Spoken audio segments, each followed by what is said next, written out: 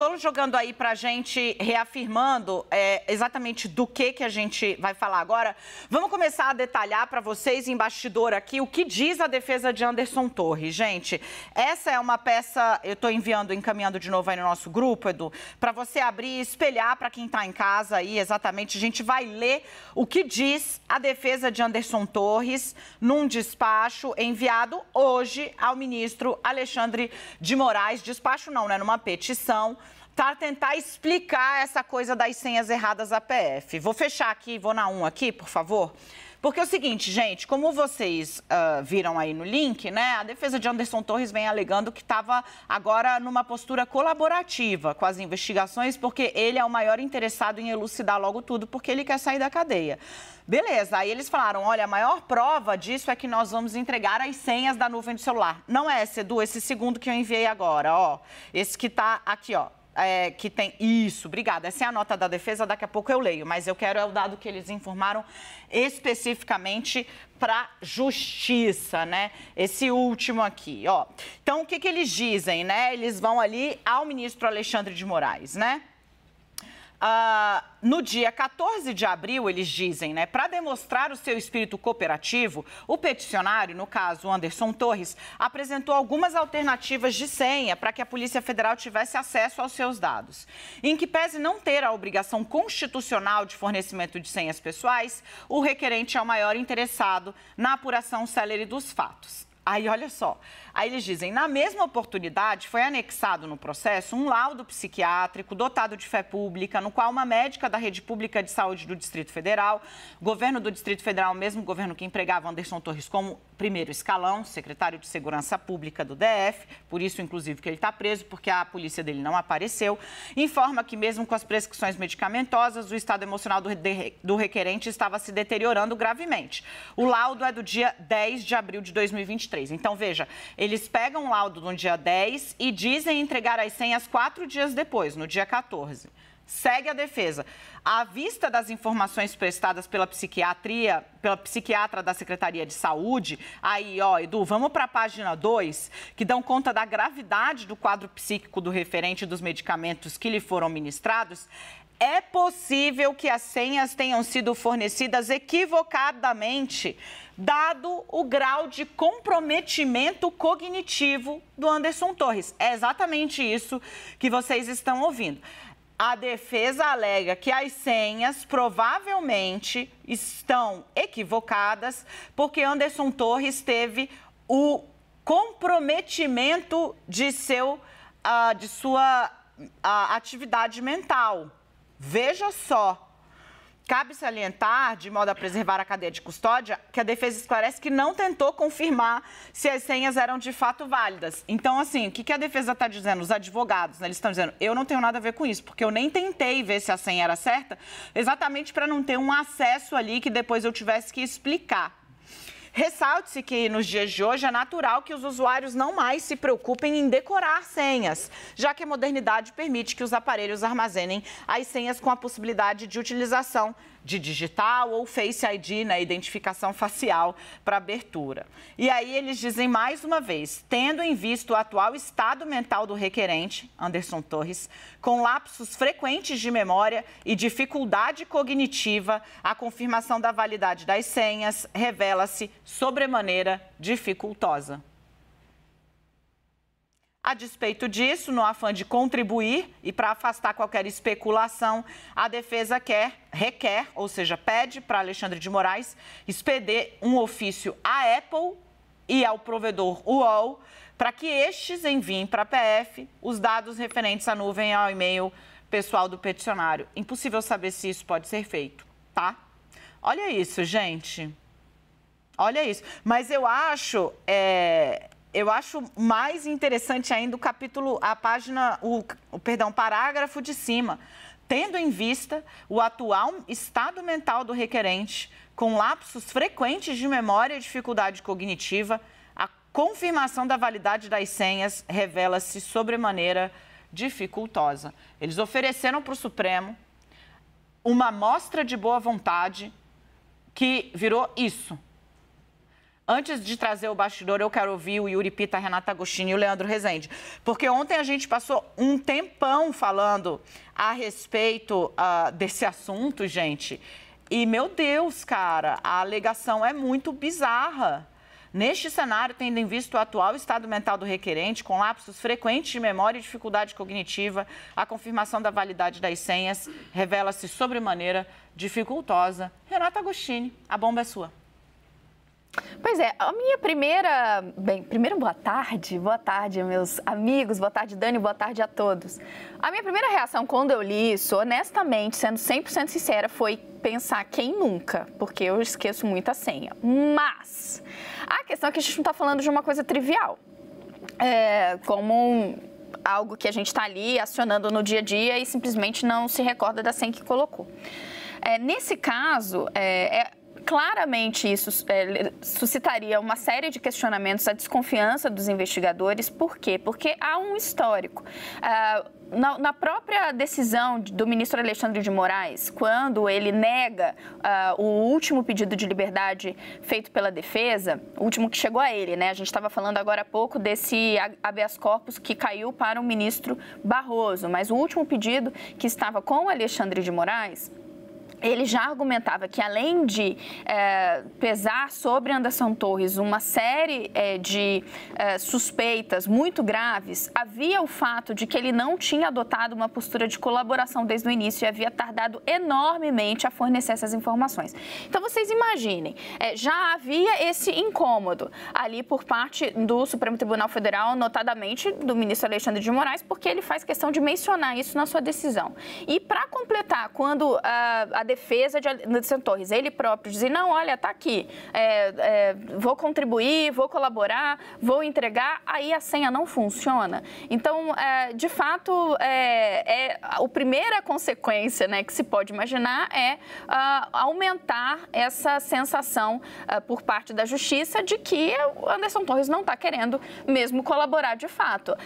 No mínimo, ainda que a gente entenda que há um quadro emocional abalado, um quadro de saúde delicado, que é o que a defesa tem argumentado, trazido lá dos médicos, esse movimento, que já se sabia tardio de colaboração, deveria ter sido cercado de uma série de cuidados, para que não houvesse esse episódio que claramente, no mínimo, atrapalharia a argumentação da defesa com a Justiça, cria uma animosidade. E deixa no ar, meninos, eu sinto muito, né? Infelizmente. Uma coisa que estava servindo para comover, né? Ou seja, né? Olha, ele está com risco de suicídio, né? A coisa tá feia, etc e tal. Ganhou um ar meio pastelão. Porque você fala assim, olha, ele está em estado de confusão mental e esqueceu a senha, assim como ele disse que esqueceu o celular nos Estados Unidos. Que poderia ser prova de inocência. Mas ele esqueceu. Delegado de Polícia Federal. Não é, né, assim, trivial. Esquecer um celular num outro país, ainda mais nos dias de hoje. Porque o seu banco está aqui, o seu e-mail está aqui, seus aparelhos, seus aplicativos de comunicação estão aqui. Então, ele, delegado de Polícia Federal, esquece celular que ele sabia que poderia ser uma prova, inclusive, de que ele não se omitiu, de que ele tentou agir. E agora alega também o esquecimento, o lapso mental e a confusão psíquica causada pela alegada depressão como fator determinante para o esquecimento das senhas. Então, assim, se havia um trabalho para suavizar a imagem e vitimizar esse personagem, eu tenho para mim que vai meio que por água abaixo, porque não é que a Justiça o obrigou. Ele falou, eu estou entregando de boa fé. Aí você vai ver, está tudo errado, Yuri Pita. Pois é, a segunda vez que a gente ouve que as pessoas acabam cometendo equívocos porque não estão pensando bem, e ambas relacionadas ao mesmo episódio do 8 de janeiro. Boa tarde, Dani, Renata, Leandro e quem nos acompanha aqui no 360. De novo, a gente precisa entender e analisar esse tipo de posicionamento de defesas jurídicas. Elas estão sempre dentro de um contexto, não é só uma alegação que vai servir de álibi e vai resolver e apagar tudo o que foi feito de forma anterior. Todas essas informações, em qualquer âmbito de investigação, fazemos nós, jornalistas, quando estamos apurando alguma informação, colocar em contexto, levar em conta vários elementos, além daquela informação bruta que nos chega, também fazem assim os julgadores e os investigadores de ordem policial.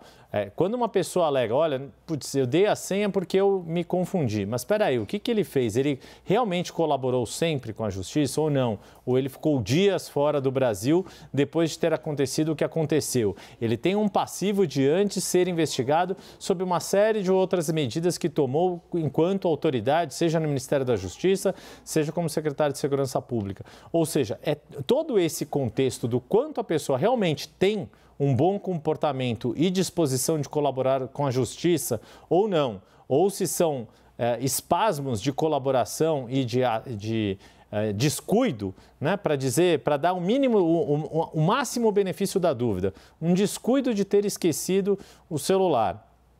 Quando você vai pegar um avião de um país para o outro, esquecer o celular, não é pouca coisa. Quando você vai pegar o avião de um país estrangeiro para voltar para o seu país de origem com uma ordem de prisão decretada por decisão do Supremo Tribunal Federal, me parece difícil esquecer o celular. E em esquecendo o celular, não cuidar de passar a senha correta num gesto de colaboração, vão ficando buracos nesse tipo de argumentação.